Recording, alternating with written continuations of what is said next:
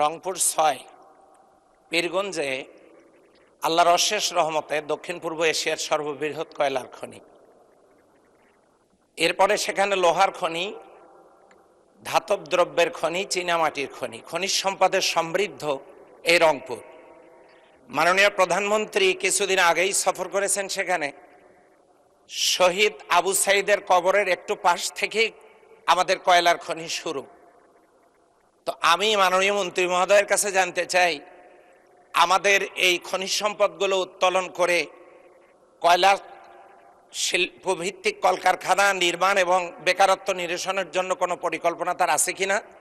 সেই সাথে জানতে চাই, উত্তরাঞ্চলে গ্যাসের লাইন গেছে, জনগণ গ্যাস পাচ্ছে না, এ ব্যাপারে জনগণের চাহিদা পূরণে তার কোনো বাস্তবসম্মত পরিকল্পনা আছে কিনা। ধন্যবাদ মাননীয় স্পিকার। মাননীয় মন্ত্রী। মাননীয় স্পিকার, আমরা আমাদের নেতা